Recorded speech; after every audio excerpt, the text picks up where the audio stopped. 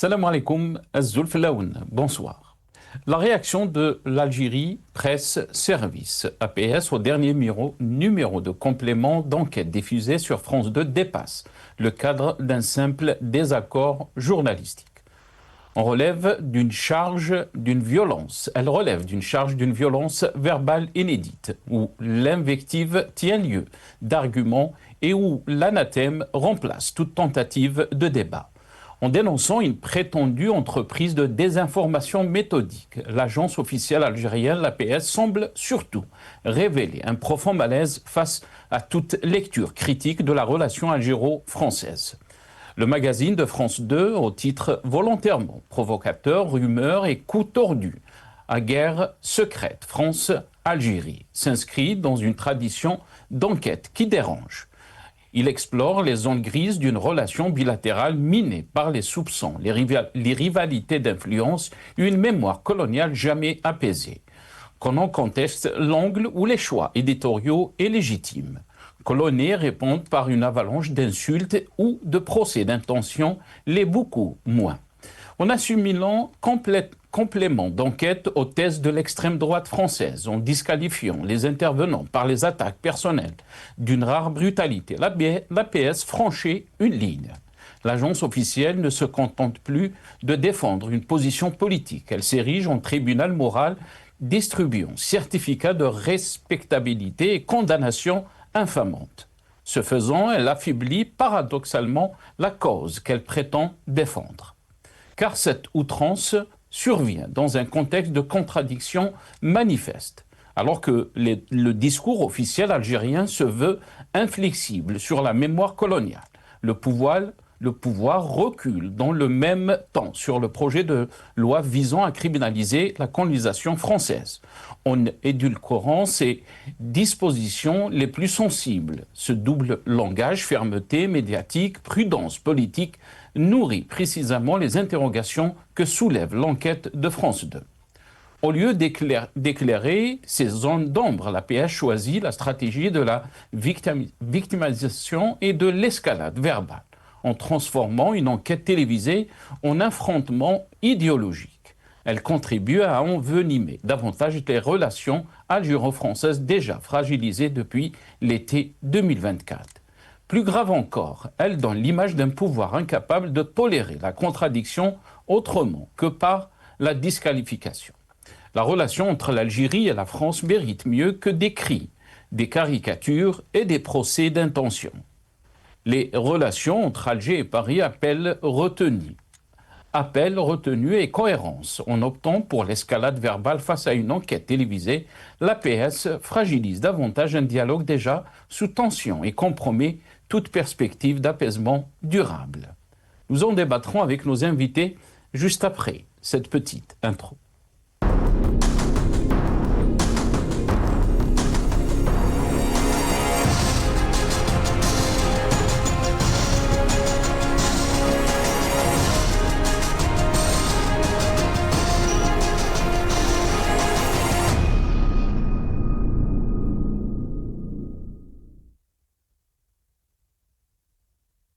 Reportage sur l'Algérie. L'APS dénonce une désinformation de France 2. C'est le titre de notre émission pour ce soir. Et pour en parler, j'ai le plaisir d'accueillir dans cette émission M. Nazim Taleb, membre du secrétariat de la chaîne. Il est avec nous depuis Paris via Skype.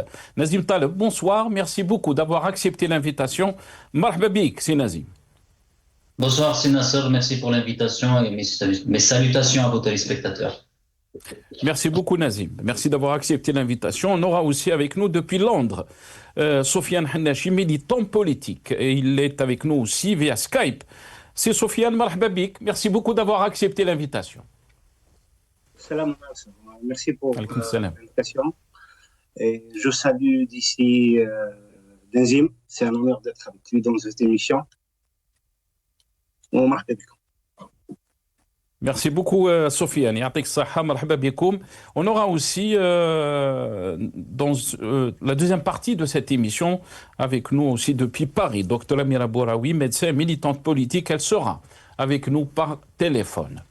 Avant de donner la parole à nos invités, de rentrer dans le vif du sujet de ce soir, quelques titres donc, de la presse française, mais aussi de la presse nationale algérienne, mais aussi de la presse française, qui a réagi donc au thème de ce soir. On va commencer avec l'APS. L'APS, donc, qui a titré « Quand le service public français abdique, chronique d'une indigence médiatique ». Donc, a titré l'APS. TSA, tout sur l'Algérie. Complément d'enquête, l'APS accuse France 2 de désinformation sur l'Algérie. Algérie Presse Service s'en prend à France 2 qui diffuse donc ce jeudi soir, donc hier, un nouveau numéro de complément d'enquête intitulé Rumeurs et coups tordus, la guerre secrète France-Algérie.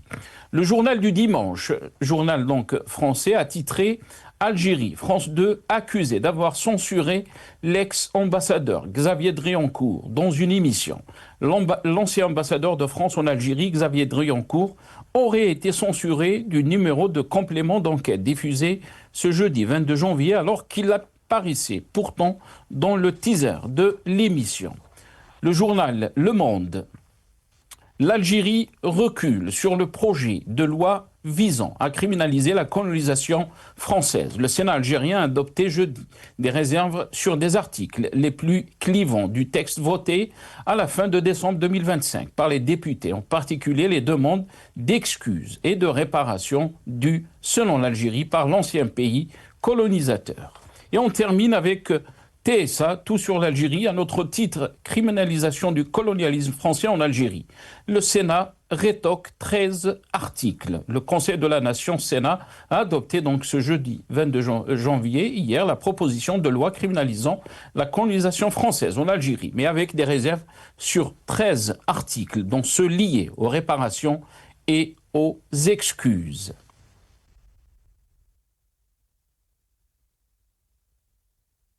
Voilà, donc quelques titres de la presse nationale, mais aussi de la presse française.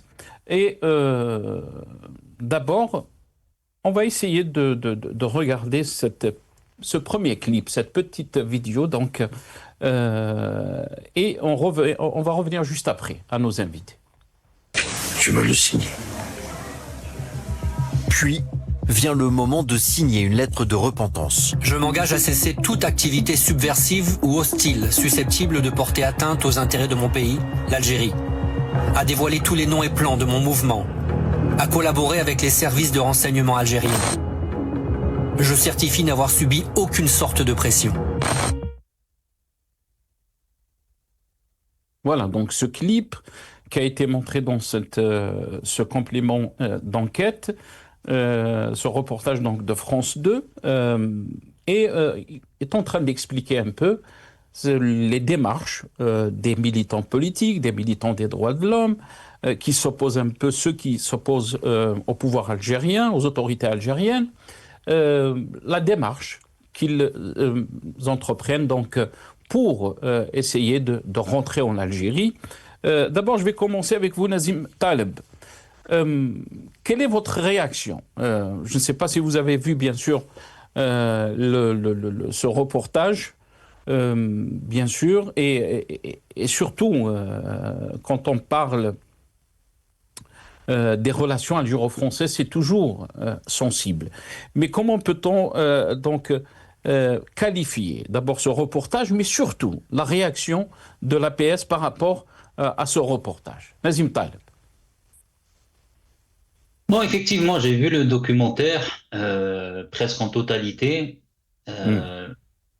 Alors, les journaux algériens disent que c'est un documentaire à charge, et c'est pas pour défendre le documentaire, parce que bon, à la limite, je suis pas enquêteur, je suis pas dans le secret, le top secret d'État. C'est pas mon rôle et c'est pas ma fonction.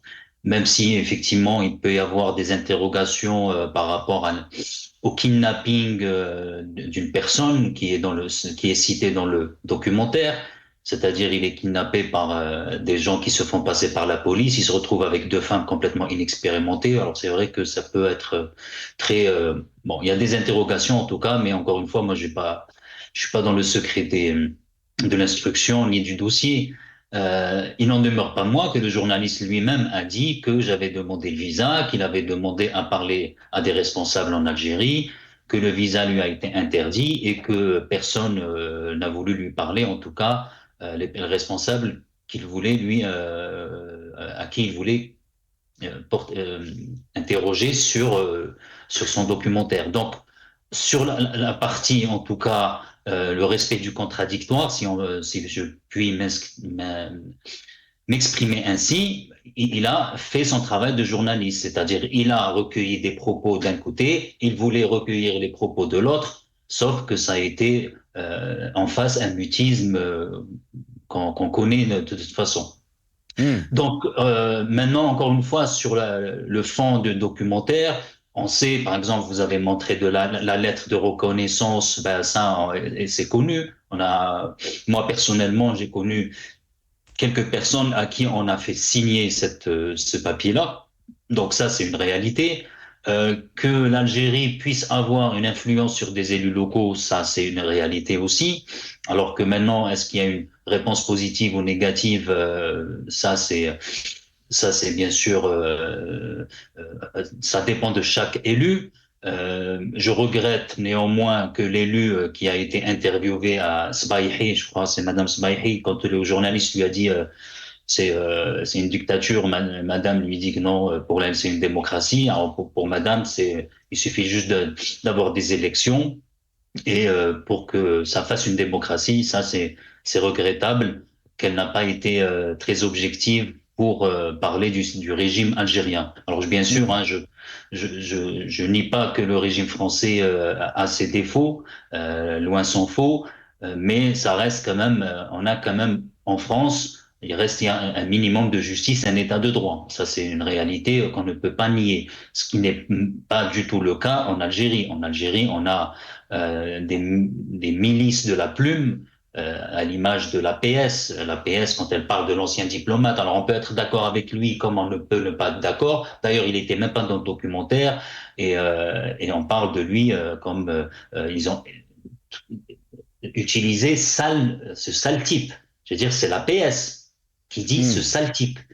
Je veux dire, l'APS n'est plus une agence d'information, c'est une agence de propagande d'un régime complètement médiocre et qui ne choisit même pas ses mots. On a l'impression qu'en face, on a un ordre de voyous, de mafiosos qui s'expriment par le biais de l'APS.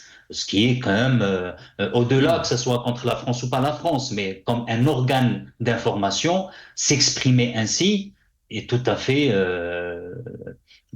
pour nous en tout cas algériens, c'est tout à fait honteux, inacceptable et qui ne fait pas honneur à notre pays. Encore une fois, on peut, en cas de désaccord, bien sûr, exprimer correctement ses idées, ses contradictions, mais bien sûr toujours dans les règles de la bienséance. Malheureusement, l'APS, elle a complètement franchi ces règles-là, mais ça, c'est pas nouveau, hein, c'est pas nouveau du tout. Il a été qualifié, Nazim Taleb, donc Xavier Dréoncourt, l'ancien ambassadeur, qualifié d'homme sale, bien sûr, par l'APS. Oui, effectivement, j'ai le paragraphe en face.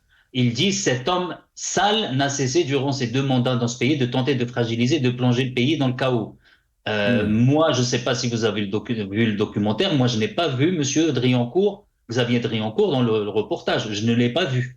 J'ai vu l'actuel ambassadeur qui a été rappelé depuis 8 mois, mais j'ai pas vu Xavier Dréoncourt dans le reportage. Et même si c'est le cas, un organe de presse qui est quand même la vitrine de l'Algérie, s'exprimer ainsi sur un ancien diplomate, le traiter d'un homme sale, c'est tout simplement, encore une fois, détestable et regrettable et médiocre. Très bien. Reste avec nous, Nazim Taleb. Sofiane Hennachi, j'aimerais avoir votre aperçu par rapport donc à ce complément d'enquête qui a été publié par France 2 Et bien sûr, l'APS, on va revenir aussi sur l'APS. L'APS accuse France 2 de mener une entreprise de désinformation méthodique où l'Algérie sert de cible obsessionnelle et de fonds de commerce médiatique. Elle accuse la chaîne publique française, donc France 2, qui est censée incarner la rigueur d'adopter les thèses de l'extrême droite et offre une fois de plus une tribune privilégiée à ceux qui ont fait de la haine de l'Algérie leur cheval de bataille, leur marque personnelle, leur business idéologique de caniveau. Donc, elle dénonce donc Algérie Presse Service, l'APS. Quel a été votre aperçu donc par rapport à ce documentaire, Sofiane Hannaji?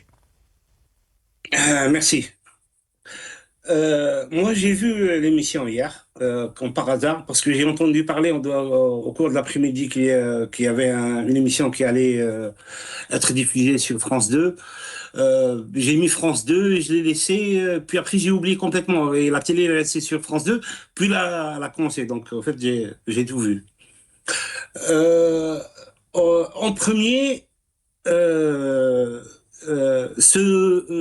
qui a été diffusé dans cette émission ne révèle de rien de nouveau de ce qui a été relayé déjà par la presse française pendant la période où il y avait Rotaillot et il y avait l'ébullition de tout cela.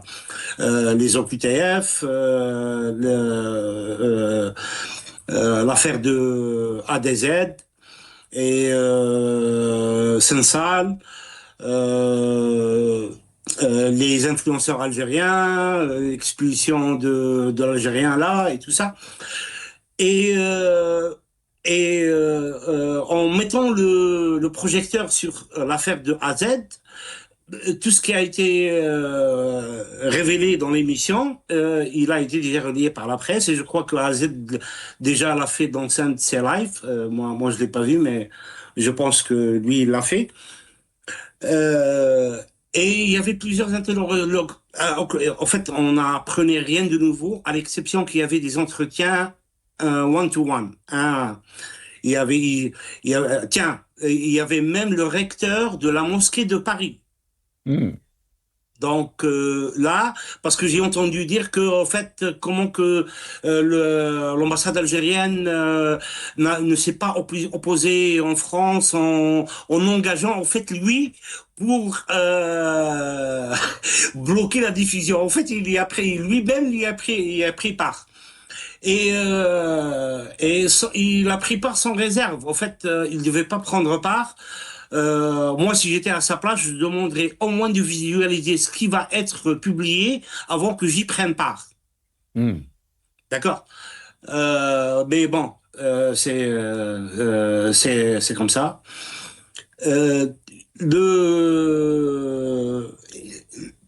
Regardez, la relation Algérie-France, c'est une relation très, très particulière et vous n'allez pas trouver une relation égale entre deux pays de partout dans le monde comme celle entre l'Algérie et la France.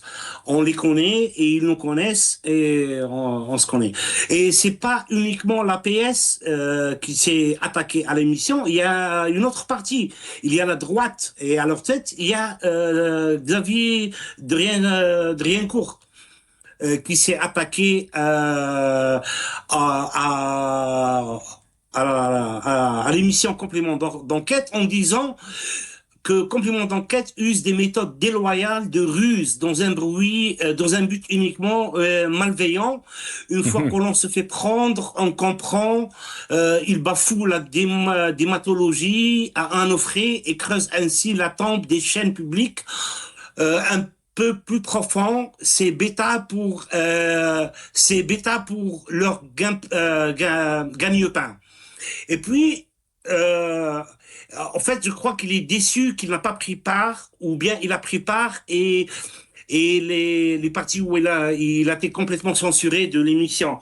Il a aussi dit que Complément d'enquête ne diffuse aucun passage de l'interview de Xavier Driencourt, ex-ambassadeur de France, Et lui-même, il partage un avis sur son compte Twitter. Il l'a fait juste cet après-midi. Il dit l'inquiétant monopole de l'Élysée sur la politique étrangère. Cette concentration de pouvoir affaiblit les corps diplomatiques et le Parlement et fragilise l'influence de la France sur la scène mondiale. Donc, il y a, bon, à part l'entretien qu'ils ont fait avec AZ, qui a utilisé en fait des mots un petit peu dépassants, qui en fait ne devaient pas en principe les diffuser comme ça sur une chaîne internationale et d'appeler le président de V 3 étoiles. Mais bon,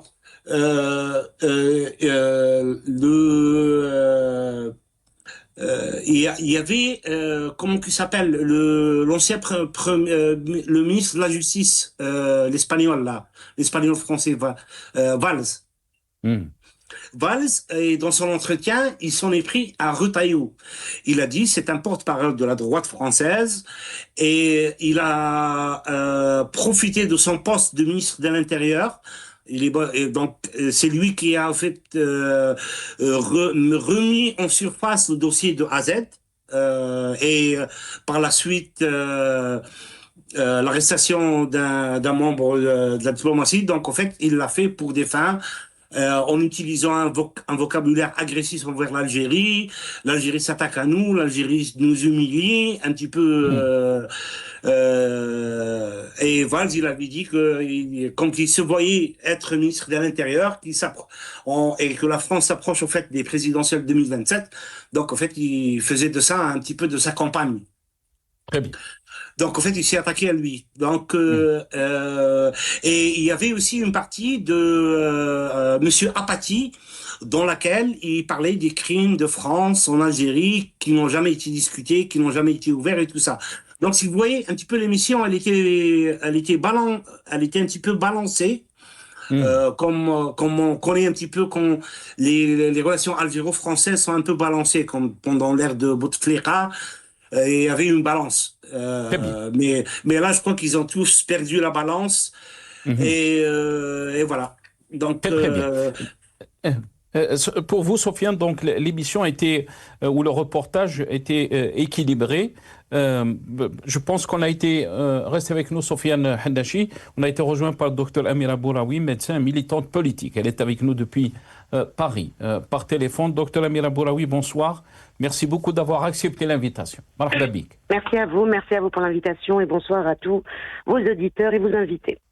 Merci beaucoup, docteur Amira Bouraoui. Je vous remercie beaucoup. Je sais que vous travaillez et vous avez fait l'effort donc d'intervenir dans cette émission et je vous remercie beaucoup.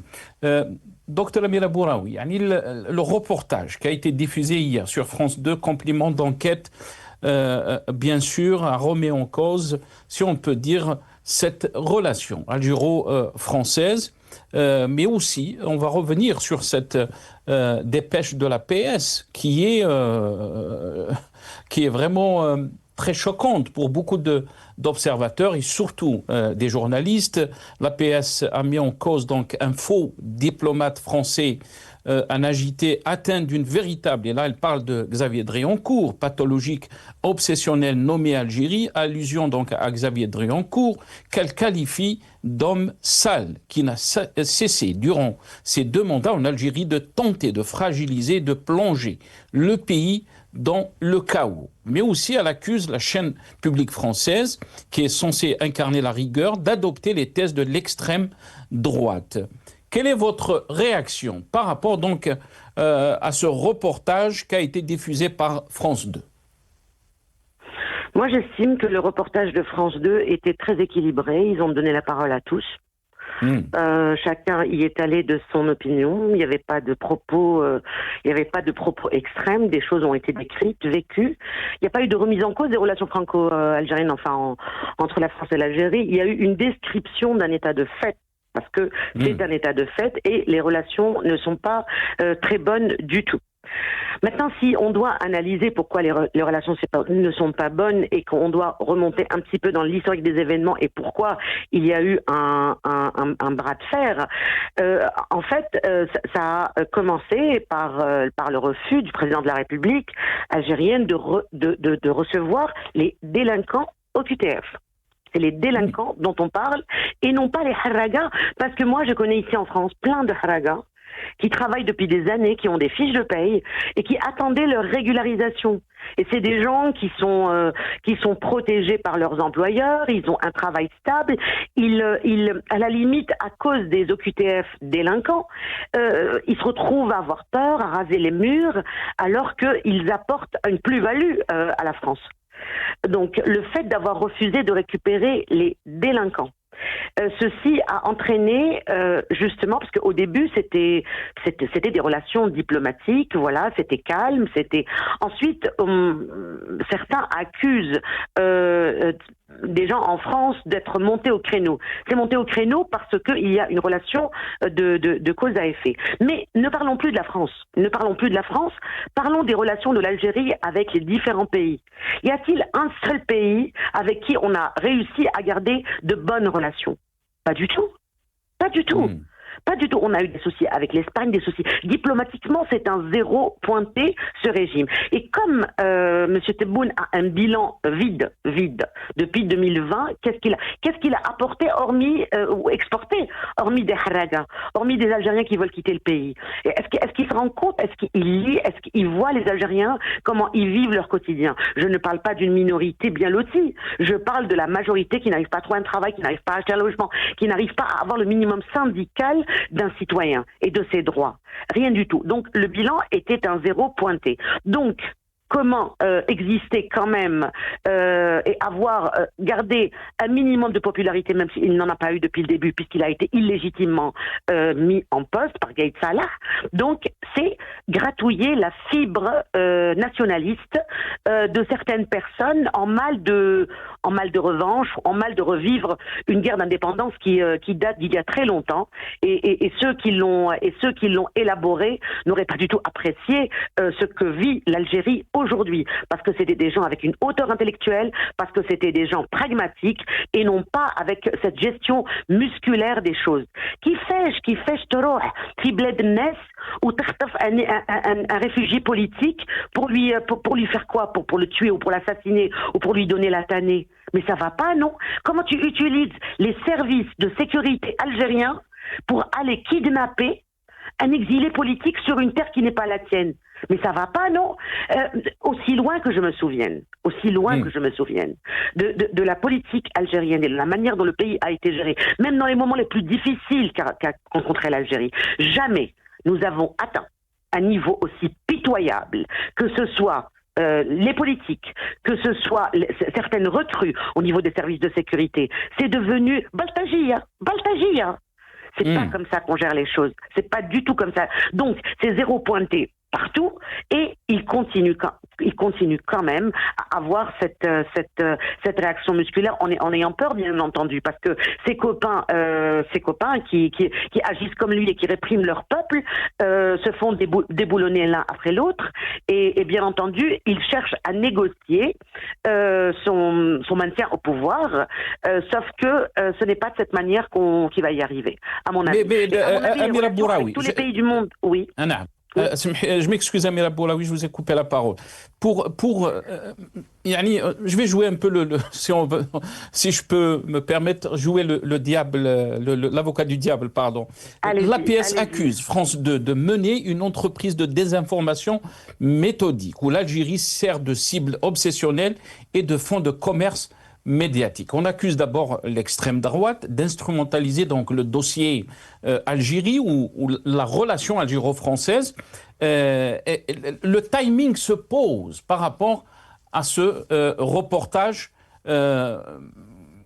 D'après vous, comment peut-on l'expliquer, alors qu'on a vu par exemple cette loi qui est passée au Sénat criminalisant donc la colonisation française, mais il faut le dire, l'Algérie a reculé sur le projet de loi visant donc à criminaliser sur plusieurs points, surtout donc s'agissant des réparations et des excuses. Est-ce que vous pensez que l'Algérie a fait un geste, malgré que cette loi est passée, mais elle a fait un geste pour dire qu'on est prêt donc au dégel de cette relation ou de cette crise qu'il y a entre Alger et Paris? Écoutez, moi je pense que le président Tebboune se considère lui-même comme étant l'Algérie. Tebboune n'est pas l'Algérie. Et ne pas apprécier Tebboune et trouver qu'il est médiocre dans le poste qu'il occupe, ce n'est pas détester l'Algérie. Et j'estime que l'Algérie ira beaucoup mieux au moment où ce monsieur ne sera plus au pouvoir. Parce qu'il n'a pas été à la hauteur. Il fait un pas en avant, un pas en arrière. Il dit une chose le matin, son contraire le soir. On est dans la fabulation depuis son élection. Il n'y a pas une seule promesse qui a été tenue. Ce monsieur, moi, personnellement, je ne lui fais pas confiance. Je ne lui fais pas confiance parce que il a mis ses propres collaborateurs en prison après leur avoir offert des postes alléchants. C'est quelqu'un qui est fourbe, c'est quelqu'un qui n'est pas digne de confiance. C'est quelqu'un qui peut faire quelque chose aujourd'hui et faire volte-face demain.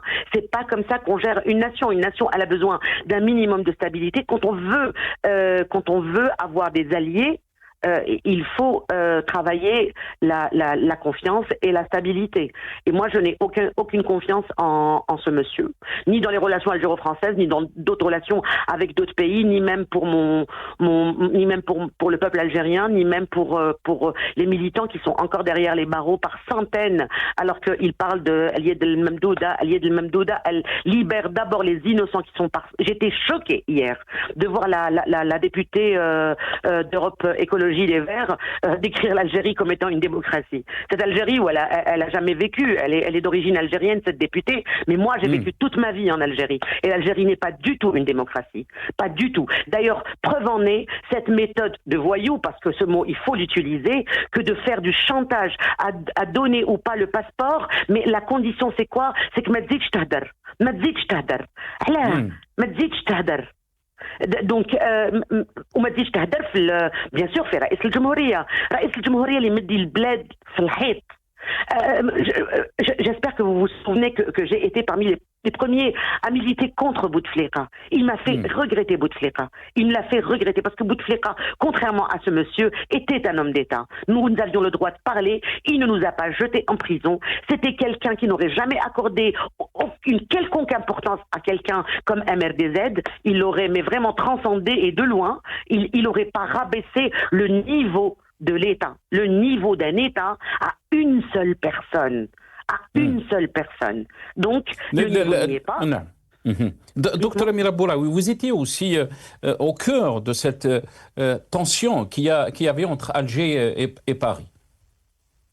Parce que les gens, bien sûr, les médias algériens à l'époque, ils m'avaient accusé d'avoir été extradé par les services de sécurité français, ce qui est complètement faux. La France ni les services de sécurité français n'étaient au courant que j'avais décidé de fuir l'Algérie parce que moi, je suis un citoyen libre qui a besoin de parler. Parce que pour moi, un citoyen, c'est avant tout des idées, c'est avant tout des débats, et c'est comme ça qu'on arrive à faire avancer les choses. Et si quelqu'un a des arguments à me mettre sur la table qui sont contre les miens et qui sont plus forts que les miens, je suis prête à les accepter et à dire oui, et là j'ai pensé ceci et je n'aurais pas dû. Et finalement, celui qui débat avec moi aurait peut-être raison. Mais ceci dit, je me suis enfuie seule. Je me suis retrouvée en Tunisie et en Tunisie, je suis franco-algérienne, j'ai le droit de sortir le passeport que je veux et à ce moment-là, je voulais venir en France sur une terre libre, un état de droit où je peux m'exprimer sans risquer d'aller en prison. Et pour ma réponse à cette députée Europe Écologie Les Verts, on va l'écouter. Oui. On va l'écouter, docteur Amira Bouraoui. On va écouter la députée donc Sabrina Sbaïh. Number 6, pardon, nos amis de la régie. C'est une démocratie, l'Algérie, aujourd'hui, vous diriez? Est-ce qu'il y a des élections? Oui, on peut toujours critiquer. Ça suffit pas. On peut toujours critiquer. Réélection, je crois, au premier tour avec 95% des voix. Oui, on peut toujours critiquer, bien sûr. Est-ce que aujourd'hui il y a un parlement justice pas tout à fait qui fonctionne, indépendante, voilà. Pouvoir militaire vous savez, très important. On peut critiquer tout à fait ce qui dysfonctionne. Après, oui, moi je considère aujourd'hui que c'est une démocratie. C'est pas un pouvoir autocratique, autoritaire. Écoutez, moi en tout cas, les parlementaires que je rencontre, ils font partie de groupes très différents, ils ont des idées très différentes, ils ont des débats aussi entre eux, ils sont pas d'accord, donc je considère qu'il y a du débat qui s'exprime. Maintenant, sur l'État, je pourrais pas vous dire ce qu'il en est exactement, je vis pas en Algérie, donc ça serait difficile pour moi sans vivre sur place, quand on regarde les éléments qui existent, l'indice de démocratie qui est rendu chaque année par le journal The Economist, qui est la référence en la matière, qui explique que l'Algérie est classée 110e mondiale. Elle classe le régime algérien comme autoritaire et non pas une démocratie. La France d'ailleurs est 26e mondiale, démocratie imparfaite, mais régime autoritaire pour l'Algérie ? Oui, écoutez, je découvre ce score, mais oui, dans le cadre de ce classement, ils sont définis comme un régime autoritaire. Est-ce que c'est difficile pour une élue française qui a des liens avec l'Algérie de dénoncer certaines pratiques autocratiques du pouvoir algérien ? Non, je crois pas que ça soit difficile. Quand il y a des choses à dire et à critiquer, on le fait. Et d'ailleurs, on l'a fait sur, mais je l'ai dit, sur la question... Vous estimez quand même que c'est une démocratie ? De l'extérieur, comme ça, moi je vous dis, à partir du moment où j'ai des relations avec des parlementaires avec qui on travaille sur plein de sujets, que les débats s'expriment chez eux, il y a des autocrates sympathiques, sans doute. C'est pas une question de sympathisme. Là, c'est vraiment, pour le coup, on les rencontre, on discute avec eux. Donc forcément, c'est une vision qu'on a très parcellaire en réalité de ce qui se passe. Voilà, donc la députée franco-algérienne Sabrina Sbaïhi. Je reviens à vous très rapidement, Dr Amira Boula. Oui, voilà. Alors ma réponse à la députée Sabrina Sbaïhi, je tiens à lui dire que l'Algérie actuelle, qui a dans ses géoles des centaines d'innocents, des centaines de militants qui... juste parce qu'ils ont partagé un statut Facebook ou mis un j'aime ou parce qu'ils ne partagent pas l'opinion de Monsieur Tebboune, se retrouvent en prison. J'ai mon ami, le journaliste Abdelwakil Blam, qui n'a pas vu ses enfants, ses 4 enfants en bas âge depuis plus d'une année. Cette dame-là doit savoir, et c'est ça qu'elle doit dénoncer. Et si elle pense qu'en étant pro-Tebboune, parce que pour moi, on ne peut pas être pro-Tebboune et pro-Algérie.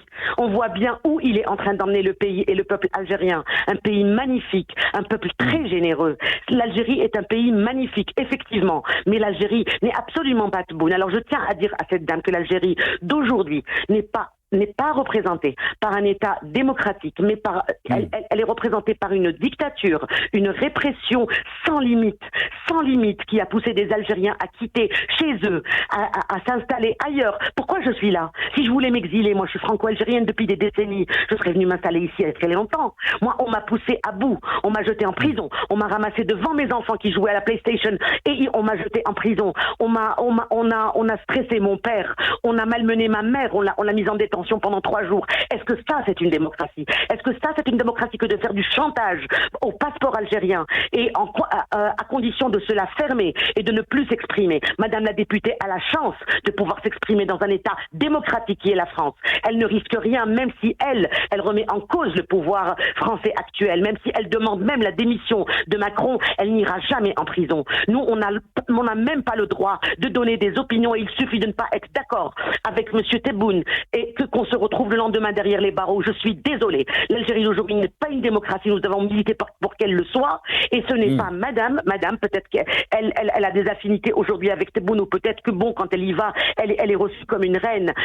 Mais elle n'y a jamais vécu. Elle n'a pas vécu dans sa chair ce que nous avons vécu dans la nôtre. Très bien. Docteur Amira Boula, oui, je sais que vous n'avez pas beaucoup de temps, mais j'aimerais avoir votre avis par rapport donc aux perspectives, comment vous voyez les choses évoluer. On parle d'un constat qui est terrible, bien sûr. Nazim Taleb, je m'excuse, j'aimerais avoir votre avis, Nazim Taleb, parce que dans ce reportage, on a parlé aussi bien sûr, du cas de Amir Dized, du kidnapping, mais aussi du chantage aux élus français. On va regarder ce petit clip et je reviens à vous juste après.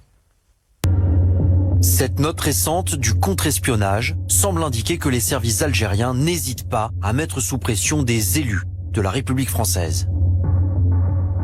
En novembre 2024, une conseillère municipale franco-algérienne d'une grande ville de région parisienne est invitée à se rendre au consulat de Créteil. Selon la note des services français, un agent la soumet à un entretien dans une ambiance oppressante pendant 2 heures. Il lui a reproché d'avoir inauguré une plaque de rue à la gloire du chanteur Lounès Matoub, mentionnant uniquement sa qualité de kabyle et non la nationalité algérienne. Il a exigé une rectification et un changement de plaque. La conseillère municipale ne cède pas. L'entretien se tend. Selon la note, son statut d'élu intéresse particulièrement l'agent du renseignement. Sur le ton de la menace, il lui a indiqué qu'elle faisait l'objet d'un suivi de la part du consulat, en raison de ses connexions politiques françaises intéressantes pour l'Algérie. Par la suite, il a relancé l'élu plusieurs fois par téléphone, lui enjoignant de revendiquer publiquement son attachement à l'Algérie. Tout le monde aurait un rôle à jouer, même les opposants déclarés au régime.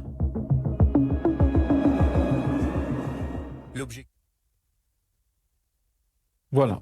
Nazim Taleb, si vous voulez bien sûr réagir par rapport à ce qui a été dit par Dr Amira Bouraoui, vous êtes libre. Mais aussi, j'aimerais avoir votre avis par rapport donc à ces réserves concernant la loi, la criminalisation du colonialisme français.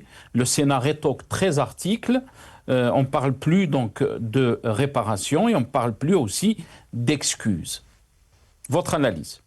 Moi, globalement, ce qu'a dit Dr Bouraoui, moi j'y adhère, mais il faut quand même souligner deux choses, ou même peut-être trois même. La première des choses, c'est quand elle dit de mémoire, c'est la première fois que l'État algérien essaye de kidnapper, je me rappelle plus comment son Amir DZ.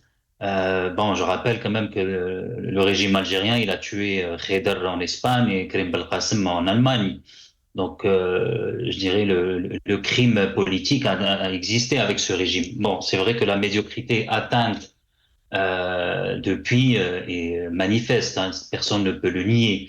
Secondo, résumer le régime à Tebboune, c'est une erreur monumentale. Ce n'est pas le Tebboune qui est le problème, et c'est pas par le départ de Tebboune que les choses vont se régler. Le système en Algérie, c'est un système militaire, autoritaire, criminel, oppressif, et c'est ça le gros problème, c'est qu'on est géré, que l'Algérie est gérée aujourd'hui par des militaires, et Tebboune a été choisi par les militaires, et Bouteflika a été enlevé par des militaires. Donc, c'est vrai qu'à l'époque, à la limite avec Bouteflika, il y avait une certaine liberté de la presse, parce qu'il y avait l'argent et on pouvait acheter la paix sociale, ce qui n'a plus été le cas après la chute du pétrole et que les caisses étaient vides et que le Hirak, par son ampleur, a surpris le régime et qui est complètement en panique et qui est toujours en panique depuis. Donc ça, c'était un petit peu pour quelques points par rapport à ce que disait Dr Bouraoui. Sur ce qui a été montré, encore une fois, c'est regrettable pour notre pays, c'est-à-dire que les moyens de l'État, c'est-à-dire on paye finalement des ambassadeurs, des consuls, des agents de l'État pour fliquer les Algériens et pour faire signer des reconnaissances à certains, à un Algérien alpha ou le lambda, peu importe, au lieu que les moyens de l'État soient utilisés pour promouvoir, je sais pas moi, le tourisme en Algérie, pour promouvoir les marchandises algériennes, pour promouvoir le savoir-faire algérien. Voilà, c'est ça qui est terrible, c'est ça qui est triste. C'est-à-dire que au lieu que l'Algérie, c'est-à-dire les ambassades, on connaît que les ambassades, ils ont des cellules économiques, ils ont des cellules de renseignement, mais le renseignement ne se fait pas sur leur propre population. Les renseignements se font sur les dangers que guette l'Algérie par d'autres qui peuvent être constitués par d'autres puissances. Ce n'est pas en fliquant leurs propres citoyens. Et là, on voit encore une fois à quel point le ridicule heureusement que le ridicule ne tue pas. On va convoquer quelqu'un pendant 2 heures juste parce que la plaque disait c'est kabyle mais c'est algérien. Ça veut dire que ce régime-là, il a tellement rien à faire que de fliquer ce genre d'ineptie, ce genre de détails qui n'apporte rien à l'Algérien. L'Algérien aujourd'hui, c'est pas ça qui l'intéresse, comment une plaque a été nommée. c'est comment l'Algérie est représentée à l'international, comment ses produits sont vendus à l'international, comment son savoir-faire à l'international. Est-ce qu'on a vraiment un vrai service de renseignement qui protège l'Algérie dans ses institutions et son territoire et son intégrité? C'est ça que l'Algérien veut. C'est pas qu'un agent consulaire qui est payé je ne sais pas combien de milliers d'euros par mois convoque un élu ou un citoyen lambda pour lui dire faites une reconnaissance pour dire il ne faut pas s'attaquer à Tebboune ou à ce régime-là. Donc ça c'est le point, le troisième point. Le quatrième point, ça, on change complètement de sujet. Et là, on voit très bien que cette Algérie n'a plus les moyens de sa politique. On voit bien que l'Algérie aujourd'hui, sur des sujets qui devaient être des sujets cardinaux, qui devaient être des sujets qui ont fait l'ADN de l'Algérie, notamment je pense à Reza, qui a adopté finalement la résolution proposée par les États-Unis, alors que la Chine et la Russie se sont abstenus, c'est-à-dire que l'Algérie n'a même pas eu le courage de s'abstenir. On voit bien que ça a changé depuis cette résolution. On a bien vu que sur le Sahara occidental, qui est maintenant par la résolution donnée, on a reconnu la marocanité du Sahara. On voit bien le changement de position de l'Algérie et à quel point aujourd'hui elle a peur du président Trump, elle a peur de ce qui peut arriver à ce régime-là si Trump décide, je sais pas, par décision, comme il l'a fait avec Maduro, de ce qui peut être fait pour l'Algérie. On le voit. Je lisais un article sur le FBI où on disait que lors de la CAN, il y a eu des et clairement, ils sont en train d'identifier l'Algérie comme perturbateur. En tout cas, c'est ce que j'ai pu lire entre les lignes. Ça veut dire que le danger se rapproche. C'est-à-dire que les alliés des États-Unis aujourd'hui sont victimes de sa politique expansionniste, c'est-à-dire l'Europe. Alors, que seraient-ce les pays faibles et qui n'ont aucune légitimité comme le nôtre? Donc, ils en feront qu'une bouchée de pain. Et donc, on voit que ce régime-là, sur des positions comme le Gaza, il s'est couché. Et maintenant, sur la colonisation, rappelez-vous, ils en ont fait grand cas, quand même les écharpes. Voici finalement la loi criminalisant la colonisation. Mais finalement, le Sénat, il a vidé de la substance de la loi tout article qui peut être controversé ou qui peut être litigieux. Finalement, on a enlevé l'article le plus important, c'est l'article 10, à savoir que l'Algérie doit demander des dédommagements pour ce qui peut découler de la colonisation depuis 1830. C'est-à-dire finalement, il n'a plus le courage, il n'a plus de courage, il n'a plus de cap. Il est soumis à tous les vents, que ce soit des pressions françaises, américaines, de l'Union européenne. Et donc, c'est un régime, finalement, qui constitue vraiment un vrai danger pour l'Algérie. Un vrai danger pour l'Algérie. Parce qu'un régime, finalement, qui a eu pendant dizaines d'années une légitimité des puissances occidentales, notamment occidentales, pouvait éventuellement compensé par son manque de légitimité populaire. Aujourd'hui, il n'a ni la légitimité populaire, ni la légitimité des puissances occidentales. Donc, c'est un régime qui vacille et malheureusement, si demain il vient à chuter, ça va être une grande catastrophe pour notre pays. Très bien, restez avec nous Nazim Taleb. Sofiane Hannachi, Nazim Taleb dit ce régime constitue un danger pour notre pays et qu'il n'a pas les moyens de sa politique. Qu'est-ce que vous en pensez?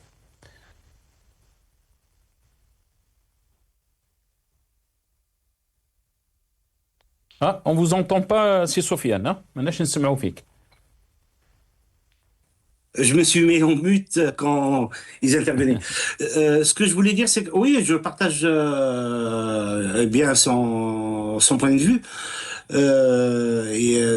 C'est une anarchie complètement, surtout dans l'institution sécuritaire. Je vous rappelle pour indice qu'on parle de MFDZ qui a été kidnappé, blablabla. Je vous rappelle que quand un certain Ben Sdira, il a été frappé et on lui a enlevé son portable, le premier qui a diffusé la vidéo, c'était MFDZ. Et où est-ce qu'il a fini le portable de Ben Sdira? Il a fini à Alger. Donc là, vous voyez que l'État n'est pas en contrôle de ses propres éléments de sécurité. Les services de sécurité, ils travaillent de l'ombre dans l'ombre, comme tout organe sécuritaire dans les autres pays. Mais à l'intérieur, il y a des structures et il y a des organisations, il y a des lignes rouges, il y a des méthodes, il y a des... Tout ça n'est pas aller faire des trucs comme ça pour recruter des haragas pour enlever quelqu'un ou pour voler quelqu'un ou frapper quelqu'un par là. Et parce que à la fin, ce MFDZ, des Ben Sdira et je dirais même d'autres que je ne nommerai pas, ils ont un feed, ils ont un tuyau qui leur passe des informations. Et en fait, comme on sait tous qu'il y a des clans dans le régime, à l'intérieur du régime, donc en fait l'agenda c'est pas l'agenda de Amir DZ ou de Ben Sdira ou bien même de Zetot, c'est l'agenda des gens et des personnes qui sont dans l'État, dans les institutions de l'État au plus haut niveau, qui leur donnent des informations pour les divulguer. Eux, ils croient qu'en divulguant, parce qu'en fait, c'est tout le régime. Mais eux, ils croient que, bon, en divulguant cela, bon, ils mettent en cause le régime. Et en fait, l'agenda, c'est que un côté est en train d'attaquer un autre à l'intérieur du régime. C'est une khalota. Et le plus beau, c'est que ils n'arrivent pas à le contrôler. Vous savez qu'en Angleterre, il y a ce qu'on appelle le JCHQ, qui est basé à Gloucester. C'est un centre de télécommunication et vous savez que chaque coup de téléphone, chaque email, chaque message de communication, n'importe par quel moyen, il est traqué par le JCHQ. Il est traduit et pour savoir. Bon, mais il y a des moyens technologiques. Ils n'ont pas besoin d'aller kidnapper Flynn ou Flynn pour avoir. S'ils avaient, bon, ils ont un budget énorme. Ils peuvent bien investir dans le système de communication de sécurité pour employer de la technologie pour faire ça. Mais ils emploient des gens vraiment, c'est des gosses. C'est un travail de gosses. Et voilà. Merci beaucoup, Sofiane, parce qu'on est pressé par le temps. Docteur Amira Bouraoui, très rapidement, est-ce que ce régime est devenu une menace pour notre pays, pour la stabilité, pour la cohésion de notre pays?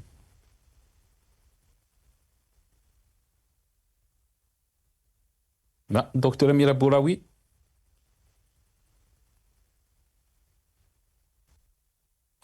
On a perdu le docteur Amira Bouraoui. On est arrivé à la fin de cette émission. Je remercie mes invités. Nazim Taleb, membre du secrétariat de Rached. Vous étiez avec nous depuis Paris. Merci à vous, Nazim. Merci beaucoup à Sofiane Hannachi, militant politique. Vous étiez avec nous depuis Londres. Et merci à Dr Amira Bouraoui, médecin militante politique. Elle était avec nous depuis Paris. Merci à vous, chers téléspectateurs, d'avoir suivi cette émission. Yartakoum saha, ou bqaw ala khair.